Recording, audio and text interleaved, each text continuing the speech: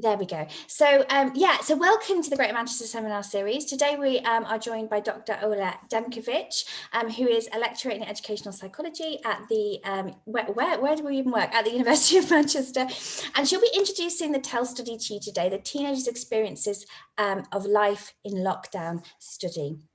And I've heard Ola speak on a couple of occasions about this study, and I have never failed to be really bowled over by the richness of the insights that she has been able to gather, her and her team have been able to gather, because I know it is a collaborative project, and also the raw honesty of the young people that participated. So you are in for such a treat, and I'll pass over to you, Ola. Thank you, Claire. Great introduction to the study as well. Yeah, I think the honesty of the people who took part in the study is really, really key to what we were able to kind of get into here. So I'll just share my screen, do the awkward bit we do at the start of all presentations now. So if I do this, can you all share my, or can you all see my screen at the moment? Yeah, my slides, brilliant. So yeah, we're going to be talking here about kind of teenagers' experiences of life in lockdown, and thinking particularly about what the kind of implications of those findings are, and thinking about how we can support teenagers during the ongoing pandemic and kind of beyond, in thinking about the aftermath that we're kind of moving into, hopefully, in aspects of COVID as well. So yeah, myself as the kind of contact here, we've just got the TEL email address here. But yeah, so just a little bit about the study and about the kind of team behind this. So the TEL study came about very early on. I mean, it felt very late on when COVID first hit. We were saying, God, we feel like we've already waited weeks to set something up. But actually, our Twitter account was a year old last week. So the TEL study's been going on for, I think, a bit longer than I'd fully realised. We were very aware in those first weeks of lockdown last year that actually this has come, I mean, it's a difficult thing for everybody. I think this was a very challenging experience for everybody in different ways, but we were very aware of the kind of child and adolescent impact of this as adolescent mental health researchers. And particularly we were thinking about the impact that this could have for older adolescents. So thinking about, older teenagers who are facing disruption because of COVID, or did face disruption because of COVID, during a moment that is considered really quite pivotal in that transition to adulthood that we normally see taking place in those later years of adolescence. So, 16, 17, 18-year-olds are normally becoming much more independent. They're making decisions for themselves. They're being away from the home, away from parents a lot more. And they're starting to plan and take steps for their future.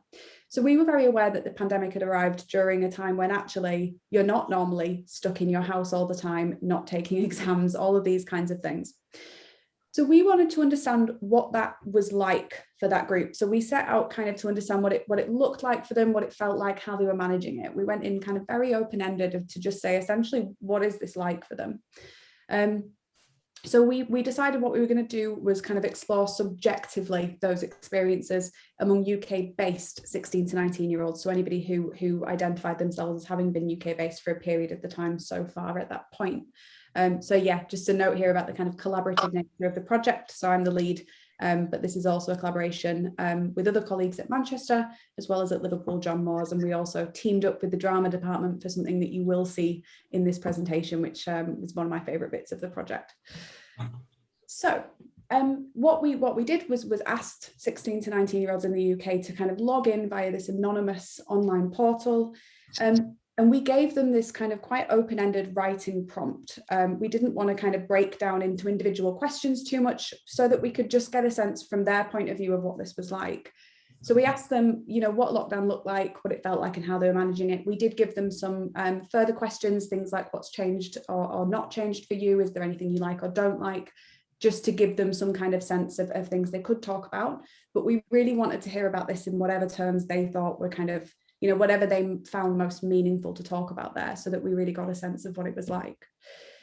We had just over 100 teenagers share their experiences with us. So that was in May 2020. So thinking it's useful to think about the kind of timing of that it was in that first lockdown still, but things were just starting to ease up. We were just before the kind of Cummings, Barnard Castle, all of that kind of thing happening. So, you know, I do wonder if that would have made a difference had we kind of got in a few weeks later. But, you know, so just kind of things were starting to ease up, but also it was becoming apparent that this wasn't exactly ending anytime soon, which I think did come through in some of our accounts. We did reach that kind of 16 to 19-year-old span quite well. You know, the mean was sort of somewhere in the middle.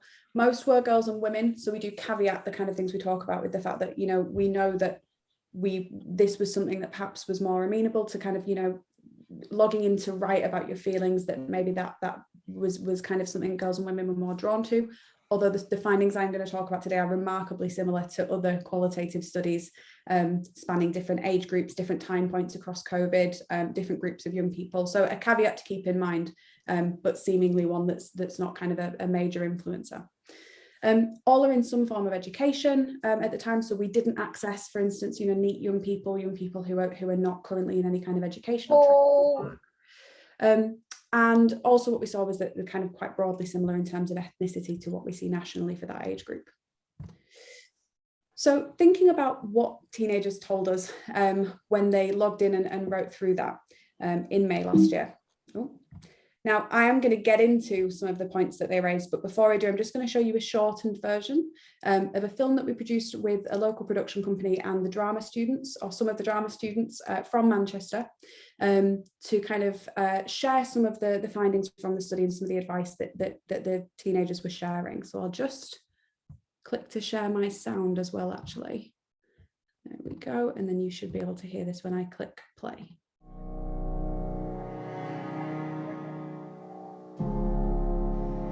The COVID-19 pandemic has changed things for all of us, young people especially.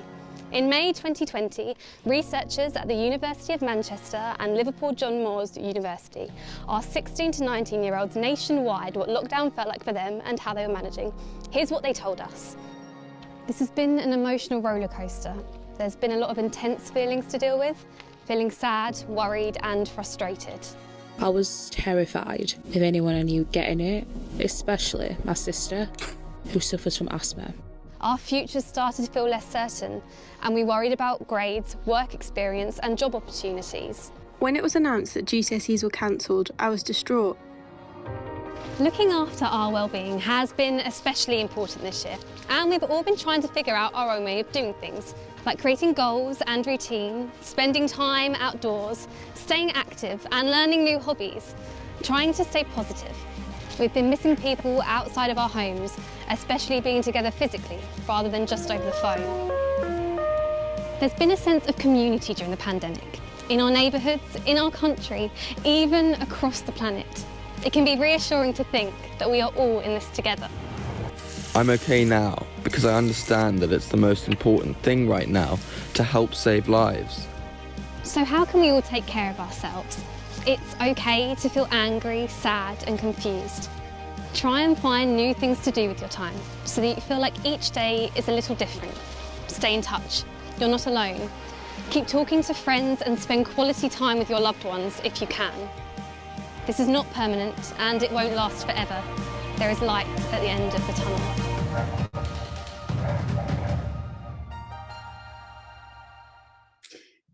So there is a slightly longer version, that's a shortened version of the film. It's about a sort of 5-minute version that is available on our website, which I'll flag at the end, and we're also quite easily Googleable at this point.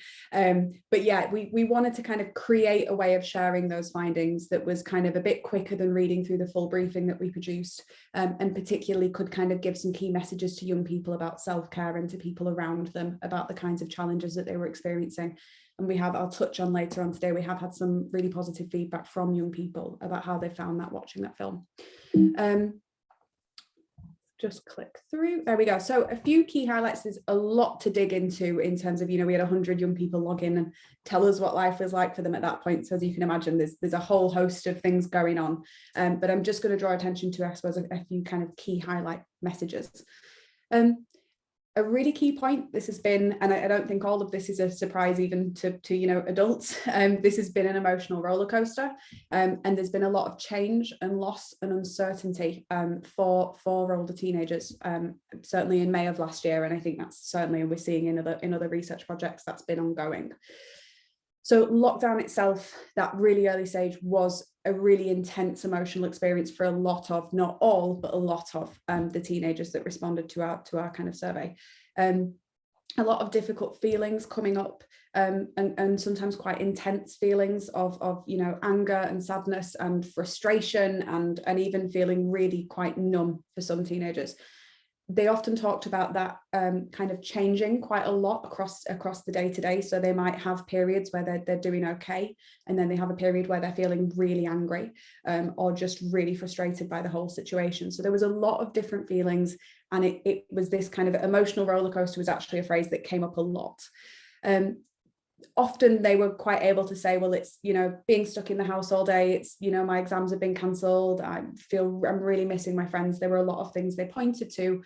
Some young people actually had quite a hard time unpicking why they felt the way they did, and that in itself could be quite difficult. So we had a young person who said, you know, I don't normally feel really angry, I'm not an angry person, this is really confusing. So a lot of quite intense feelings for many young people. And also COVID fears. So, you know, fear of catching COVID, fear of transmitting COVID, fear of loved ones catching COVID. There was a real kind of commonality here where young people did talk about those fears, that they would talk about either having a high risk or a condition that made them high risk to the impact of COVID, or someone that they loved had that. So it was a particular kind of feature coming up here of, you know, if you or a loved one are vulnerable to the effects of that, then actually that fear was a lot greater at that time. Participants have been taking care of themselves and responding to those feelings that have been coming up using lots of different strategies. And really there was a lot of, they described really actively working on self-care to manage, you know, a completely new situation and a lot of quite intense feelings, but that wasn't always easy. So some of them had lost the things they would normally do in terms of, you know, regulating their feelings. So, you know, for young people for whom going to the gym is a really good stress buster, that wasn't there anymore, or, you know, for whom team sports are a really good way to get out some energy, that was no longer there. So they were figuring out new ways of doing that. Often they were kind of managing to find something else that worked for them, but it could be quite difficult. And some also described using strategies that they considered problematic, but that were helping. So things like smoking or binge eating, they kind of said, I know probably this isn't great, but it's helping me right now. So lots of different kind of factors there, and some young people who said, I know it's really important to take care of myself, but I just can't get out of bed right now. So there's quite a bit of a mix there in terms of self-care being recognised as important, but quite hard to actually do. There was this thing about kind of daily life changing a lot. Again, I think for many adults, the same thing is true here. You know, so some of the challenges they talked about here was this complete loss of routine, which for teenagers in particular, that's normally been set for them quite a lot over the years. You know, they're quite new at managing their own routine. New challenges with completing work online, and there were a variety of reasons that was challenging. You know, working from home, not always having space or equipment, or there being kind of lots of family around or siblings that they needed to kind of care for because they weren't at school, all of these kinds of things. Lack of independence, lack of being able to kind of operate outside of the home and go and do things, and also a loss of purpose. A lot of them said kind of, you know, especially those that talked about exams being cancelled, they'd kind of lost quite a key driver in their days, and they were just kind of aimlessly knocking about the house all of a sudden. Loss of normal teenage experiences was really quite profound, and I think there's a quote that we use on kind of various things of a young person who said, will my young adult years all be spent socially distancing? You know, they talked about these exams being cancelled, the last day of school was cancelled, either their first year at university or in college had completely fallen apart, or they were preparing to start that and now it was becoming clear it was going to be online. You know, there was this real sense of, these are things we can't get back, and these are normal things we're supposed to be doing. And there was this kind of, I think grief is the best kind of word around what that meant to them and what they were kind of going through there. And important to note, I think they often, though they were frustrated by those losses, they talked about them often as kind of sacrifices. They were okay with having had to give that up. They recognized it was important. They recognized that this was, or certainly from their perception, they said, you know, this is about everybody, it's not just about me. But it didn't lessen the fact that was a big sacrifice for them. That was a loss. And greater uncertainty about the future coming through here as well. So a really key point around, you know, their own immediate next steps in terms of, you know, what was going to happen when they, you know, start this new college course in September, but also would they be as likely to get onto the courses or into the industries that they wanted to, when actually, you know, their grades were being decided by somebody else all of a sudden, and maybe their teachers weren't going to give them what they thought they could get to get onto the course they wanted. And also, you know, are there going to be problems with the employment market? Now, we are seeing evidence that actually employment issues arising from COVID are massively disproportionately affecting young people. So those concerns are, you know, quite valid. So concerns about how this is going to impact on their trajectories. And for young people, say, who wanted to, there was one young person who said, well, I really want to be in the hospitality industry. It's just not going to happen now, is it? You know, it's all of these kinds of concerns where the plans they've made suddenly become a bit unraveled. Feeling connected has been really, really important and was really important to them at that time. Again, I think some of these things are not necessarily surprising to adults of you know, that was a really sudden shift in our social worlds. So having close and mutually supportive, you know, giving support as well as kind of getting that back, interpersonal relationships with other people, both in and outside of the household, made lockdown either a more positive experience overall, or it helped them cope, particularly on difficult days. So, you know, feeling that they were connected to people in their household or having friends they could call was a really big plus for them when they talked about what was helping with the feelings and the kind of challenges that they were coming across in lockdown. However, I think the biggest finding, or the most kind of common finding across almost everybody, was feeling disconnected in some way in lockdown, missing people outside of the household, missing physical contact. There was a lot of talk about, you know, it's not the same talking on a phone or on a computer. And I think it's been very easy for adults to sometimes assume that young people, you know what they're doing with technology, and therefore it's going to be the same for them, and that it's not that bad for them because they can, you know, text and WhatsApp and FaceTime and do all of these other things. But actually they were very clear that that was not the same, and it was not a sufficient kind of replacement. They really, really missed that kind of physical proximity to other people and just kind of hanging out more naturally. And feeling isolated as well, feeling kind of quite cut off. And some young people did talk about actually finding it really hard to reach out to people outside of their households and becoming disconnected from friends over time. So actually that was impacting some of their relationships, and sometimes they felt their social skills as well. They were a bit worried about kind of rebuilding those relationships and meeting new people in the future, having had this kind of odd period. Feeling we're all in this together could make things easier. So in the video, we have our narrator, Megan, talks about the idea of, you know, even across the planet, we had a lot of young people talking about their local neighbourhood kind of pulling together. Things like the NHS clap were actually mentioned a few times as kind of really feeling like this is a joint thing that's happening, that other people are also doing this. And feeling like everybody's making that effort. It did also mean there was frustration when they felt people weren't adhering to restrictions. That could be difficult, but certainly feeling both at a community level and also across the country. And some did say, you know, actually everybody in the world is going through this. So, you know, if I have to give this thing up, fine. That could really quite help young people from what they told us there. A final kind of highlight before I get into thinking about the kinds of considerations we might make in providing support is the fact that there were positives that young people talked about in lockdown. And I think this is a really, really important message to kind of take away. Participants that we had really tried to find the positives in lockdown. They were trying to find things they were grateful for. That came up quite a lot. They were very aware that, you know, for instance, they had lots of outdoor area in their neighborhood, and that there were other people who maybe were in areas with less kind of green spaces around them. And they were really trying to stay hopeful, although that was getting a bit kind of trickier over time. I think when we spoke to them in May, there was, you know, we'd all got past the point of thinking this was just a couple of weeks. And I think there was starting to be an awareness that this was going to be a kind of longer term thing. So that was getting quite difficult.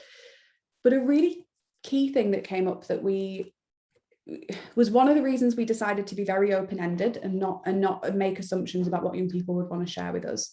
But I think we didn't necessarily expect the extent to which this would come up. Lockdown was a relief in a lot of ways for the teenagers who shared their experiences with us, compared to normal life. And there's something I think, a bit worrying there about the fact that even with, if you think back to the other things we've just talked about, of all of the distress and the intense emotions and the loss of purpose and, you know, feeling disconnected, and for all of those things to happen, and also to feel a sense of relief from life, even with all of that distress that's happening, that this could in some ways be preferable, is quite worrying. Certainly these things weren't mutually exclusive. So there were young people who were having difficult times and also talked about a sense of relief. It wasn't like some people felt one and some people felt the other. This was often kind of mixed in.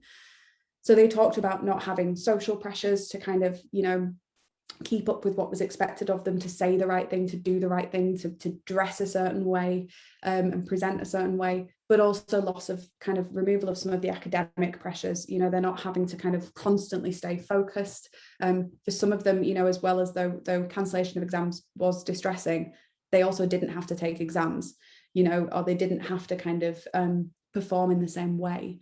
So there was a lot of kind of removal of pressures that they were saying are actually normally there.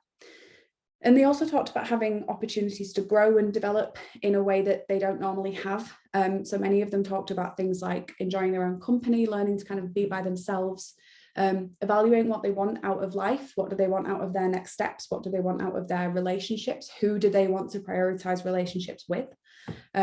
Learning new skills. We had many, again, might be symptomatic of the first lockdown, but we had many learning new languages, learning to make banana bread and, you know, all of these different kinds of things, but they were actually being quite exploratory with themselves in that sense of kind of figuring out new things that they could go towards. And also becoming closer with family. Maybe it's me. I really, the idea of being in a house with my parents through COVID would have been absolutely terrible now and at that age. And so I was personally very surprised to see the amount of young people who actually said they're becoming closer with their family, and they were having more quality time together than they might usually have. They were having movie nights, they were baking together, and actually they don't normally have time like that. We did have some young people who were having, you know, more conflict in the household. That's not to say they weren't there, but actually a very large portion of them did talk about this idea of becoming closer and deepening those bonds. So there's something here about that kind of, that opportunity to have a slower pace of life where you can be a bit more self-exploratory, which I'll touch back on again later. So thinking about what this means for education staff and settings, but also kind of other people providing support and thinking about kind of planning out of support that's in place for teenagers. So I think the key message is essentially lockdown and school closures in particular, and setting closures have been really difficult for teenagers. So schools and other kinds of education settings, it's helpful to think about reminding teenagers who they can talk to if they want support. It's sometimes easy to assume that they're aware of support routes, and actually oftentimes that's not always the case. So just being really clear and making available avenues for support on a regular basis for teenagers will be really valuable.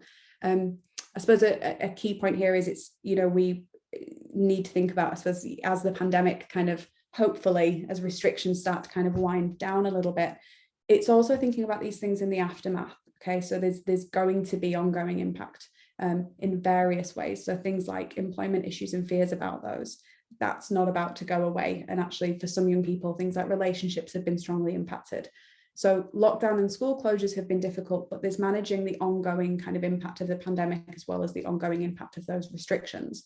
So it's not just about kind of what support like this might look like in the next few weeks. It's also going to be kind of going beyond that. So it'd be useful to encourage teenagers to kind of openly talk about their experiences and reflect on how they've been taking care of themselves. Really going through a process of normalizing these feelings. This was part of our motivation in putting together the video of our findings, and the feedback we received from young people is very much that they feel less alone from learning that other young people are feeling that way. So sometimes, you know, remembering that actually maybe they might not realize other people are feeling the things that they're feeling, and an opportunity to have group conversations as well as any targeted conversations for those that might need more acute support will be really valuable in thinking together about this being an experience that was difficult in some ways. And also that schools and other kinds of settings do need to think about making sure that there is appropriate support in place for staff in having these conversations and providing this support, you know, and I'm sure many people in the room know that providing that support involves a lot of emotional labour for practitioners and for people around teenagers. So it's thinking about making sure that there are routes in place for staff members who are having these conversations with young people. Balancing priorities, again, I think many people in the room will be aware that there's been lots of kind of debate and conversation about the best way to go about things as we return to kind of normal, quote unquote. Certainly schools are facing pressure to focus on learning and in recent weeks behaviour as well. But one of the key points we've kind of highlighted and that's certainly being highlighted by lots of other people that have been doing this research in terms of mental health is that creating social engagement opportunities as well as thinking about mental health is going to be really, really important. It's not going to be as simple for young people as kind of snapping back to a social context and everything being normal again.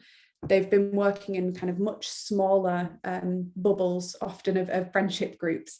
Some young people did talk about the fact that they were only engaging with very close friends and they felt a bit uncomfortable about the idea of kind of going back to bigger social networks, and that some young people have experienced quite big shifts in their friendships, and it's not for some, it might be okay to just kind of return to normal and rebuild those relationships or pick up where they left off or have been kind of continuing through lockdown. But for some young people, actually, this has created quite significant changes in the way that they're engaging with other young people.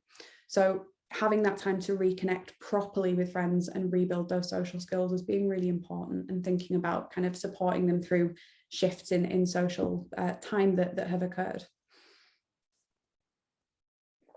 On that note, easing students back into school may take time. I know that the DfE's response has been very much around kind of managing the behaviour around that, but thinking actually about, you know, adjusting to a school routine again, how challenging that would be after, for many young people, a large proportion of a year not being at school is then a very, very difficult thing to do, to kind of return to all of the demands that a classroom places on them. So thinking, you know, much more flexibly about how they're adjusting to that, not necessarily via a kind of punishment lens of having that level of understanding that it's a big transition to come back into that. Continuing flexibility and patience in any remote teaching periods. You know, I think that the talk of, is it the bubbles bursting, you know, and lots of young people suddenly being at home again, and staff as well, sometimes kind of managing that from home, keeping on with that flexibility and patience. We really have seen that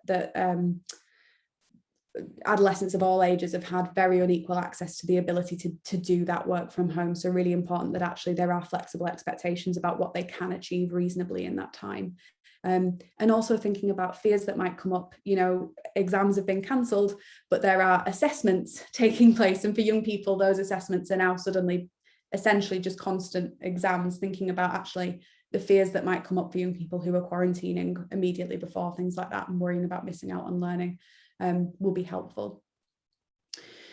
A key point I think that came through for us that I haven't touched on too much today was that they felt a bit kind of left behind in some of the government guidance that was happening. They didn't really feel like their age group was being talked about too much. So really being transparent in decisions so that they understand what's happening. I think exam being cancelled and the replacement system is a really good example of the fact that stuff happened without them being really communicated to or consulted with about it. So where it is possible to kind of be really transparent in decision making, and actually to involve students in that where possible, and to involve local teenagers in that where possible, because the lack of control they've experienced in the last year is really quite intense. So, you know, being really clear about the thinking behind what's happening and involving them in plans where possible. Ooh. Support for the future.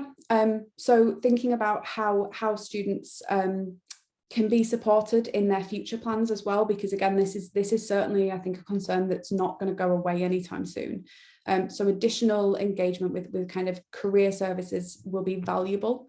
You know, often there is kind of a partnership between education and career services that sometimes can be a bit patchy, we're aware of, and sometimes is quite a kind of brief engagement. Thinking about whether there is opportunity to kind of ramp some of that up this year and think about more targeted support for some young people.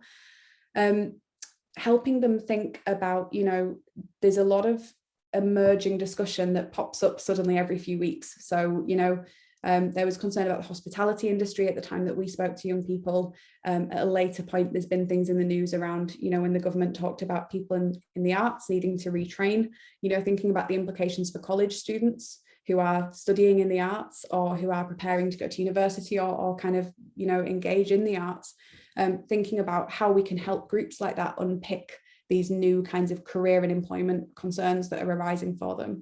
Very much not just about boosting them in terms of employment, but also about facilitating, their well-being. And this is something that is very, very anxiety inducing for them.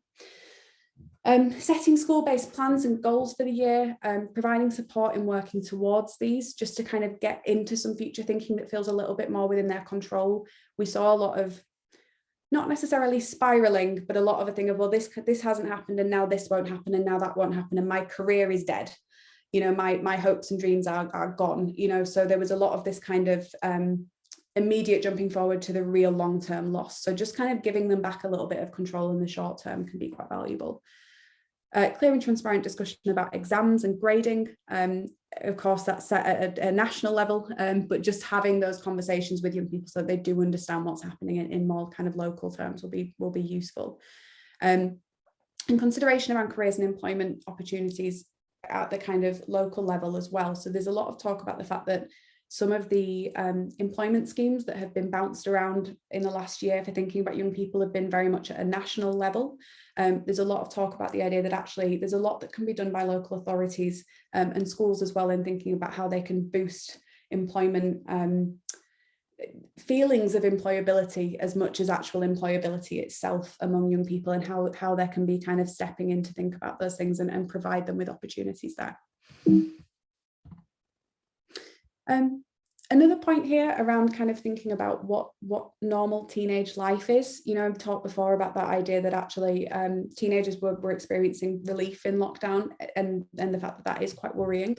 What does that tell us about what it's normally like to be a 16-year-old, that actually being trapped in a house and missing out on all the things you want and having all those feelings was also in some ways better.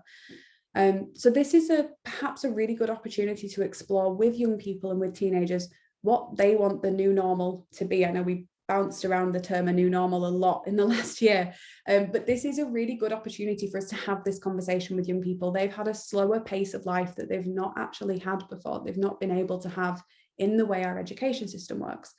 So actually having discussions at local levels and also at a national level might be beneficial here to kind of think about what are the implications of this? How can we learn from this to think about how we can make the teenage experience potentially a bit less demanding? And actually there could be things that even schools or local authorities could be doing to think about that within some of the, I appreciate, strict national kind of expectations that are in place from a higher level there. So a final point just to kind of flag in terms of implications before I just quickly jump over to our website to show you a couple of bits before I'll stop prattling on and we can kind of have some discussion, is that, yeah, several participants did feel quite frustrated and angry with the government at the time we spoke to them in May last year. Again, I think it would be really interesting to know how they would have responded even weeks later, let alone now.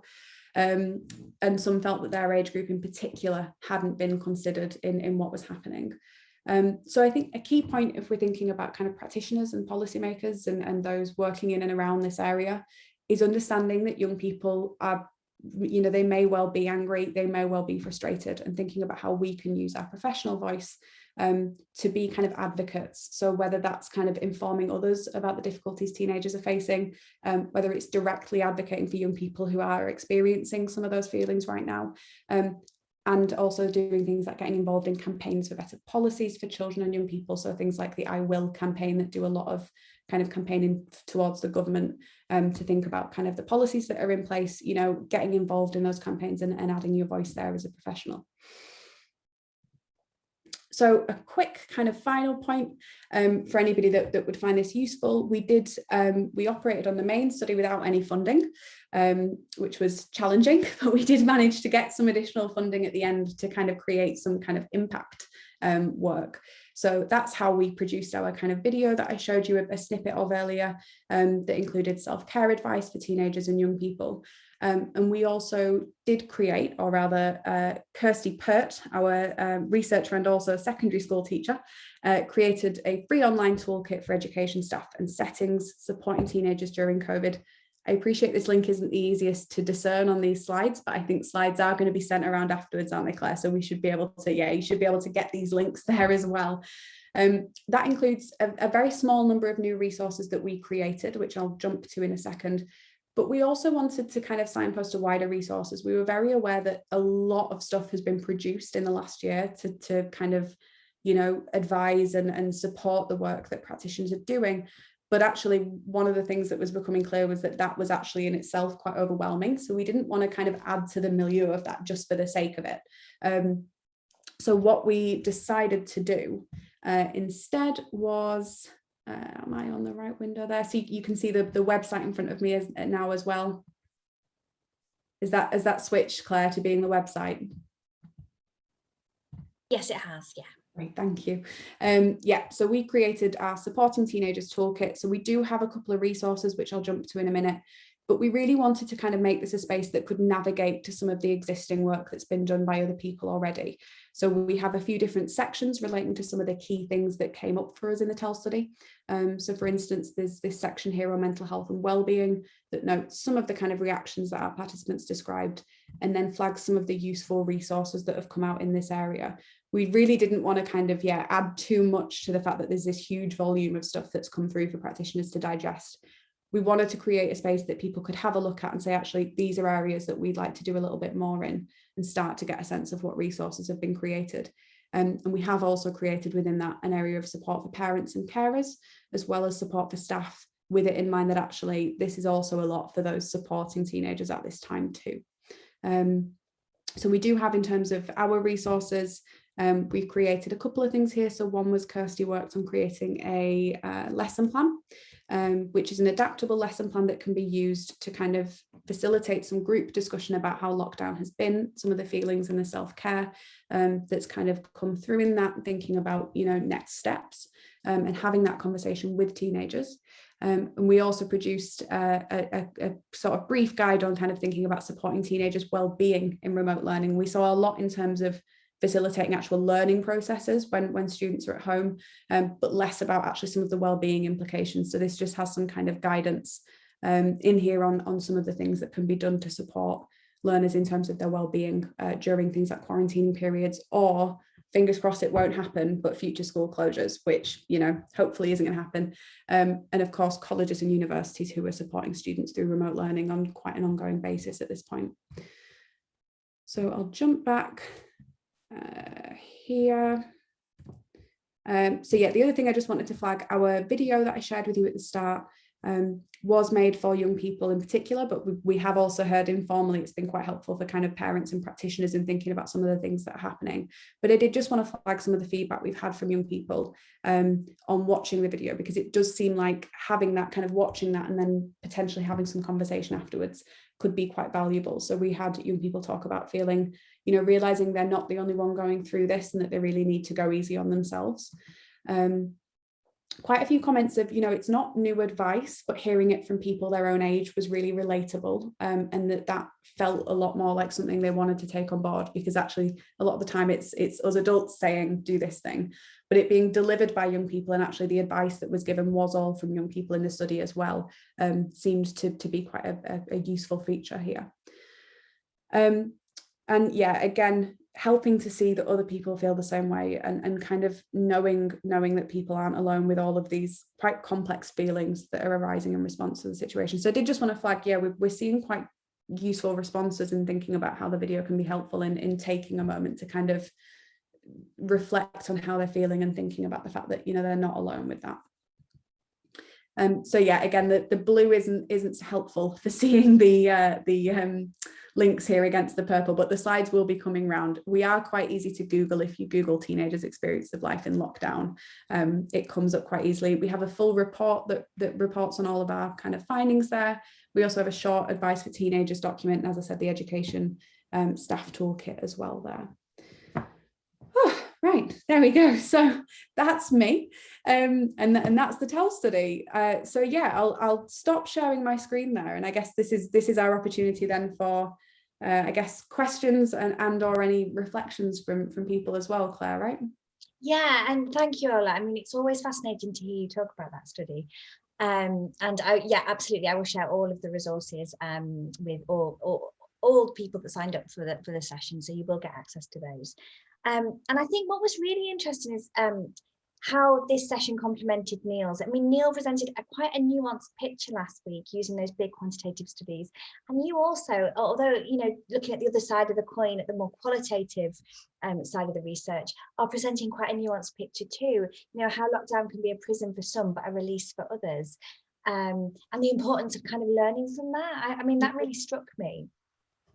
The other thing that I found really powerful as well, and I said this last time I chaired one of your sessions, was the enormity. You know, it really strikes me the enormity of what young people have been asked to do, of what we've all been asked to do and give up during lockdowns, but the enormity of what young people have been asked to do, to give up their normal lives and their normal experiences, and how the changing world has changed their possibilities as well, you know, particularly in terms of employment, employability, careers.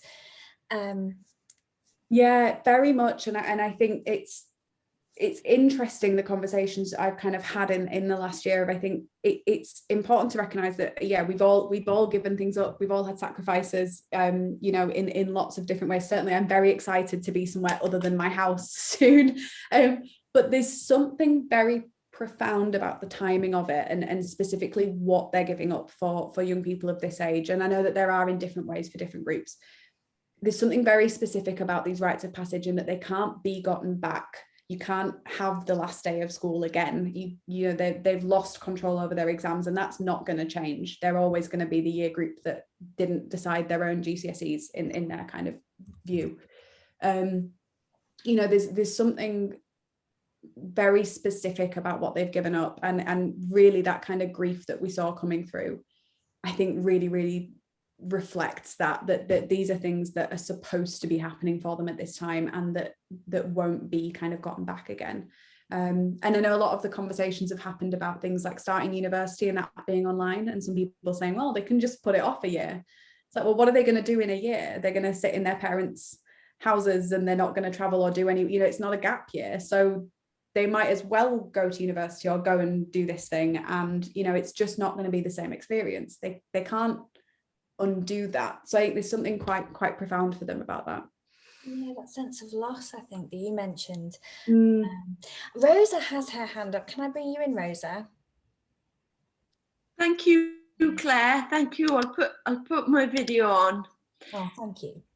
Thank you so much, all. I've read these before, and every time I learn something new, which is really interesting. Thank you very much. As the mother of two in that category that have really suffered, it really brings home loads of relevant information.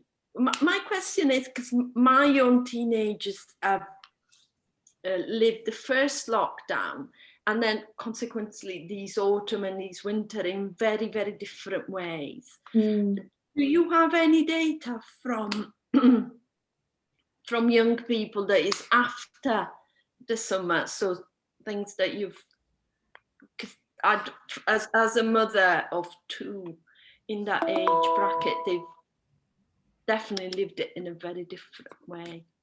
Thanks. Yeah, I that's a really good question, Rosa, and it's really interesting at this point that we're starting to have those kinds of discussions across the research community. Our data is very much from May, and so I think, yeah, always the thing with our findings is it's very much a reflection of that time in lots of ways.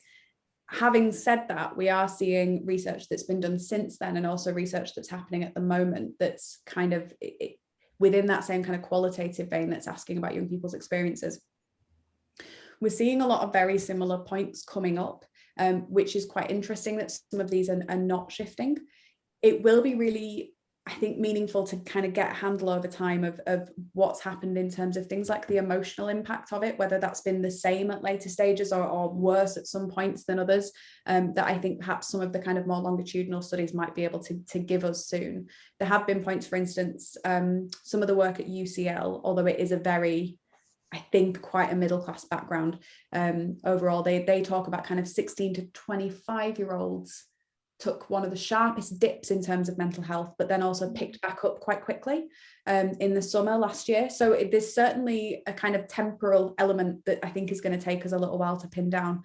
But definitely some of the kind of similar points are continuing to come up around kind of future fears, and I think a lot about the uncertainty of things that has certainly continued. I mean, I think opening schools in January and then the next day they weren't safe anymore, you know, it's all of that kind of thing, is those feelings and the reactions to those seem to be quite consistent. But yeah, I think there absolutely will be patterns. We've just started planning, and I'm sure I'll regret it very soon, a systematic literature review of the qualitative evidence.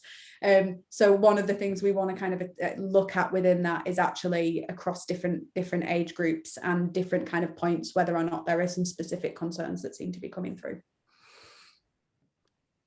Well, thanks, Ola. What I observed, my very unrepresentative sample of 2, Yeah. is that sense of community that was really strong, and, you know, cooperating with your neighbours. Yeah. It completely disappeared in the second, and it's what kept us going. And as well with the family, with being at home, and we did do a lot of things together, a lot of baking, a lot of well, in the second lockdown it was almost like normal to have them at home again. But again, I'm talking about a sample of 2, which is clearly not representative of. No, but I think those points are very, very pertinent. So one of the things that we've kind of talked about in our paper, which has just been submitted of this, is the fact that actually the language that's been used by the government has shifted. So very early on, what we saw was that kind of, they talked about sacrifices, they talked about giving something up, doing something for a greater good came up a lot in terms of the language. Now, we were very aware, and there has been some analysis done of the fact that, you know, the media and government messaging in those initial months was very much, you know, a social responsibility angle. It was a kind of sacrifice. It was a moral coding of behaviour. What we saw happening from the summer onwards was not that. And it was very punitive, and it was often actually very much directed at young people. And I would have been very interested to see what the young people in our study would have said months later, because I found it very difficult when that kind of narrative started to come through towards the end of last summer of, it's young people doing this to us. And actually there was no evidence to support that. And many of the young people that had taken part in our study and several other studies since then as well have said, we're really sticking to these restrictions. Like, and actually some of the young people in our study were really cross at people that were not. And I think, you know, it's very much A, making a lot of assumptions, and B, it's, you know, there are adults who are breaking rules, and, you know, there are certain people from all age groups doing it, but that kind of tarnishing of young people as a collective of being our undoing of COVID was I think all of those changes in messaging and the way that that's going to hit home for young people, I think is a really important thing for us to try and get a sense of over time. Yeah, and that's interesting as well, isn't it? Whether it's been a national effort to be in to campaigns, you know, protect your grandma, but very much aimed at young people there, aren't they? So interesting the way that messaging, you know, changed over the period. Yeah, and one of the things might just be actually taking the time to celebrate young people, and we've kind of talked about actually the value of a public messaging effort that talks about what young people, acknowledging what young people have done, is I think long overdue at this point. So kind of local narratives around that could be really, really valuable. Yeah, that's a really important point actually, about hearing those voices and celebrating those voices as well, hearing them and celebrating them, I think. I wanted to just open up again to the group. We're a group who have come together because we all have a shared interest in children and young people's mental health, well-being, their education, their trajectories. Any other reactions to or questions to put to Ola? Feel free to use the chat if you'd rather, and I can pick them up. One of the things that I thought was interesting, right at the end of your session, Ola, you said about providing a less demanding teenage experience. I think I've written that down correctly. And I was wondering, what does that look like? Now, you gave us a lot of sort of really practical, I mean, not only with the toolkit, but lots of real practical guidance as to what we can do to involve young people more in schools, in decision making. And I wonder, what does a less demanding teenage experience look like from the points of view of the different stakeholders we have here today? I think that's a great question. It's a hard question as well, though, isn't it? It's a very hard question. It's a big question, perhaps. My immediate thought is, about performativity and, the pressure of exams, and okay, GCSEs aren't happening, but they're now being replaced by school exams, and how that felt like a relief potentially for some people to kind of be released from that a little bit in the first lockdown. Oh, we have a question in the chat actually, Ola, if you don't mind, from Cher. I wondered whether you had any data about the younger end of adolescents, younger teens, and whether that differed from the older ones. Yeah, so I haven't been involved personally. However, one of our collaborators on the TELS study, Emma Ashworth, who's at Liverpool John Moores University, led a study that published their findings recently with 11 to 14-year-olds. And she called me one day and said, I'm doing the analysis of this data and it's all the same. It's the same stuff. So very, very similar. Her study is called the ALICE study, and it's adolescence lockdown something coping. But if you Google Emma Ashworth COVID ALICE study, that should come up with something. I think she's got a kind of briefing that's available on ResearchGate. Very, very similar findings. She said that, and if I remember rightly from having looked through it, things around, say, future employment issues were kind of less on their radar, but very much things about returning to the school environment and thinking about exams were still coming up. But yeah, it's very interesting that some of the points that we're seeing coming up in these studies, which is why we're doing a literature review of that now, very, very similar points across these qualitative studies. So we're very aware our sample probably isn't very representative of all six. I mean, it's not representative of 16 to 19-year-olds across the UK. All of these different studies across different age groups, different kinds of young people, different groups, different contexts and settings, very, very similar points and kind of patterns of experience coming through. Yeah, that's interesting, actually, really interesting. And I wonder even, I know that this is about adolescents today and teenagers, whether younger adolescents or older, but I wonder what sort of patterns you see in younger children, because I have very small children. And I think actually they will remember their first lockdown really positive. Well, I think that, I don't know, maybe it was a torture being at home with mummy, but I think they will remember it really positively. We did loads of lovely things together, but we didn't manage that in the second or third in the same way. There's a study somebody made me aware of this morning, so I haven't looked at it yet, but it's with I think years 5 and 6, called Chronicles in COVID, or COVID Chronicles, or something similar to that. So that might be an interesting, and there's studies like CoSpace that have talked to parents, including of younger children. It will be interesting, I think, to see the impact for younger children. I think will be perhaps similar in some ways and perhaps very different in lots of others. I've just noticed Rose's question in the chat there, what is the point of cancelling exams if some students are still sitting in halls to do the school assessment exams? There almost isn't a point, is that it's been quite, I think, difficult kind of hearing about some of the ways that that's being done, and it's a challenge that I appreciate schools are in, a unprecedented situation of having to assess students and wanting to do that in the best way possible. But yeah, there's students talking about that being quite an ongoing then period of exam stress instead of an isolated period of it, which is a bit worrying. It is a strange decision, I think, particularly if we think about that less demanding teenage experience that you mentioned.